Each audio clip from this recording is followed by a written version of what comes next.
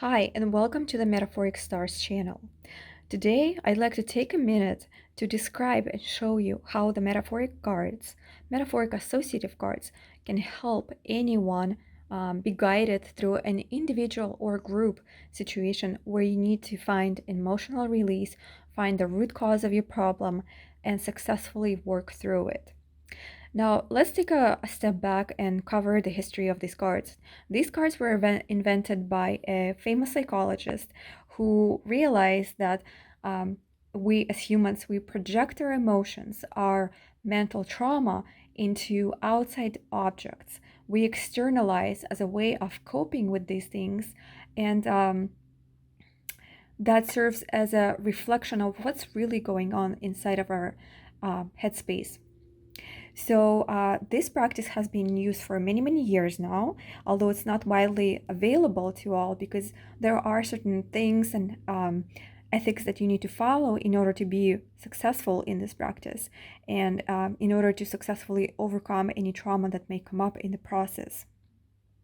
There are different decks that you can use. One of them is a descriptive storytime deck, which shows a number of different scenarios that you can choose from. And I suggest that you pick face down, pick the card face down first before you kind of get the hang of this technique so that you can play around with them and learn to pick up on your emotional triggers and responses. And not become defensive and closed to anything that you see in the images represented. Now, let's talk about this. For example, I'm going to pick a random card. The decks have been reshuffled. They're in a random order. There's no numbers, no sequences, no graduation of the cards. They're all randomized. And that is done to showcase a number of different scenarios from positive to negatives. And a card can have a positive and a negative aspect in it, and only you as the observer will pick out the elements that are most relevant to you in that moment of space and time. This is how our minds work. This is how our logical, rational minds work whenever we are faced with a problem. So that in order for the cards to work, you first need to take a minute to think about what you want to work on. This may be a very prominent situation that you've been thinking about for so long and you just cannot get your head around to coming up with a solution, or it may be something that came up in the moment. It can be anything that relates to relationships, could be anything to health, finances, obstacles you're facing in life, anything. You just need to take a moment and think about that problem before you start pulling the card. So I'm going to flip the first card and I'm going to show you how this works. So in the story time, we have this scenario of take a minute to just observe the card, look at it very closely. Look at the colors in this card. Look at the person. Who are the active objects in this card? Notice if they're in motion, if they're static. Don't assign any judgment to this yet. Start by describing this out loud to yourself. This is a standard practice that we go through with the cards, because if we get ahead of ourselves and we tell our clients, ourselves, what do I feel in relationship to this card? What do I feel in regards to this card? Then this might trigger a response from your mind that's a little more closed off. You can't really describe or tell how you feel in regards to this card because you're first overcome with the initial response. So judgment set aside, we need to first take a look at the card and describe what is in it. If I were the client, I would start by saying, I see a person. I see a person holding a flashlight. It seems to be a dark space because of the colors in the room. There are shades of colors of blue and black and gray that tell me that this is a dark space. It's an internally closed off room because I see a door. Somebody just stepped through the door. The door's halfway open or closed, depending on my interpretation, and someone has taken a step inside this closed off space with a flashlight. There's a window. It looks like somebody's house. I see a vase. I see some type of a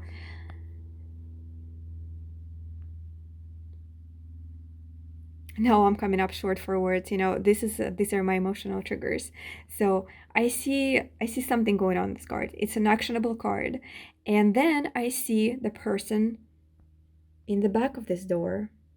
I see somebody's hand, maybe part of their face or head, and then I see a cat, a cat's tail, its hind legs. Now I describe this card, and then what I want to do next is think about a scenario that this might fit into.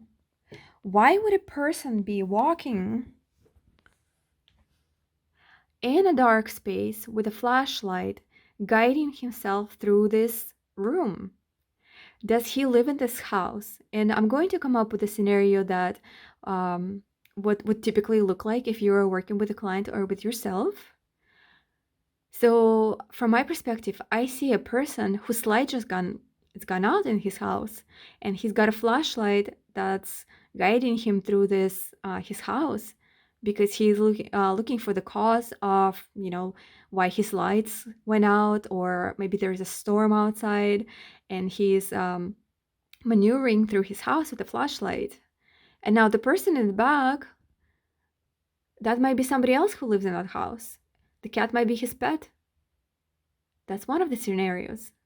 There's tens and hundreds of scenarios that you or your client can come up with depending on their context, what they know, what they believe in, what they were faced with in the past.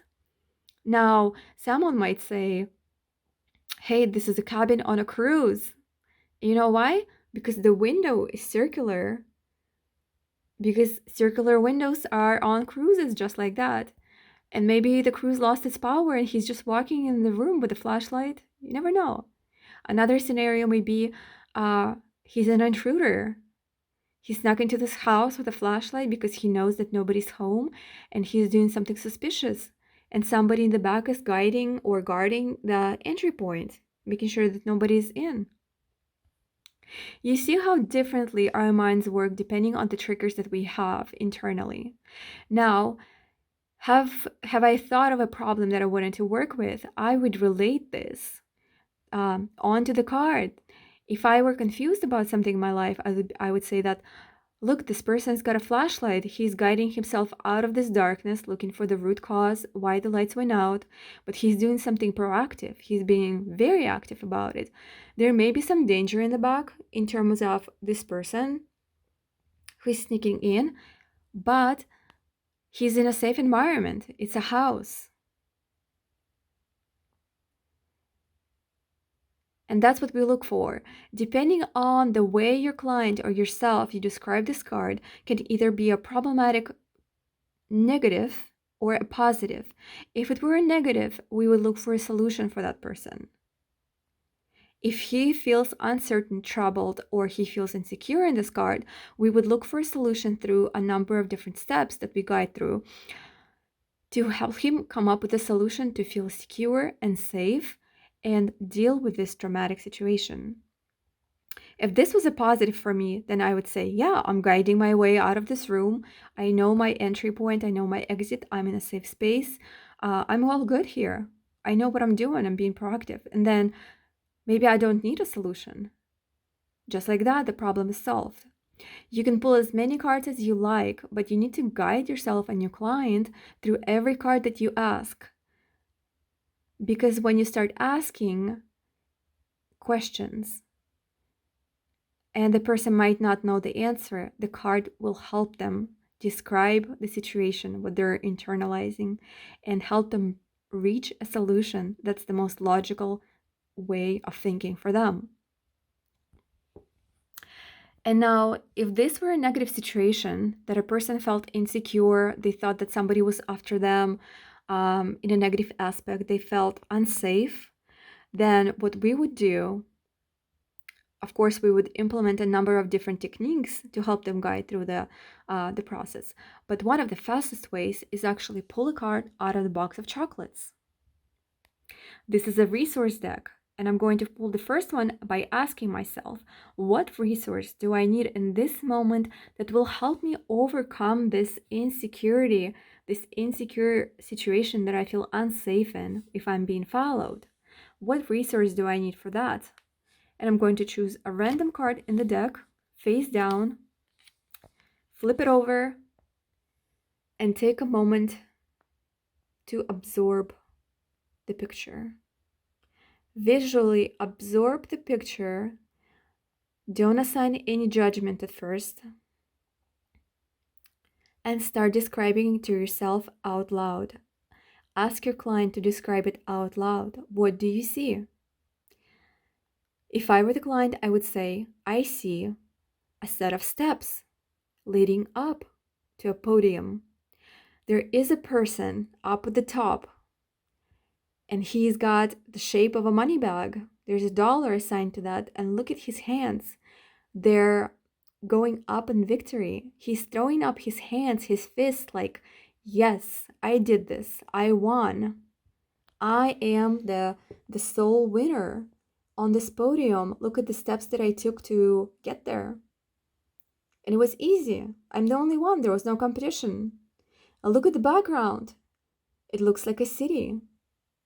It looks like a well-developed city, and I'm standing with that as my backdrop, with clear skies, and I'm the only one saluting my victory. So this is a very positive card, the way I just described it, that tells me that I'm in it to win it, and I have all the resources I need to achieve my financial success, to feel secure, to not feel as if I'm unsafe for any situation like this. So that you tie the resources back into the problem here and make sure the person can, your client, yourself, you can relate to this card in a way that is meaningful to you. Assign a life situation. Find something that really grabs on to the meaning of this card. And say, yes, I was very uncertain about something, but I see that this card is a positive reinforcement of my worries, that I'm actually on a path for success, and I feel confident when I look at this card. And it's a resource that I can metaphorically integrate into my way of thinking, into my character in the present moment. And it works just like that because the person is already connected with the image. They're metaphysically connected to this image, and they absorb it. And they integrate this resource of success into their daily life. Now, a good way to test the success of that is look back at this card and have them describe the card again. Now, their description of the card can be different now because you've led them through these resources, they integrated the resource, they connected with it, and now when they look at this card, it may no longer carry the negative aspect that they initially saw. And that's how the cards work. And it's an integrative approach in this metaphysical field that the people create by assigning meaning, externalizing their emotions onto a visual objects. And that is the gist of it. If you're interested in learning more, reach out. We can set up a session, guide you through any problems with these cards and many other numerous decks that we have, and so that you have the resources and tools to deal with anything that comes up in your life. This technique has been used for many, many years now, and these cards are hand-drawn, hand-created to grasp, to create to give you the most meaning that you connect with, you can attach your emotions to in the best possible ways. These are not AI created cards because those won't work. Only the cards that are created by an artist, they carry the emotional charge that you're looking for to work through any emotional trauma. So if you're interested, reach out, look at other videos that we have on the channel, and I look forward to getting to know all of you on a more metaphysical level by using the cards. Thank you so much.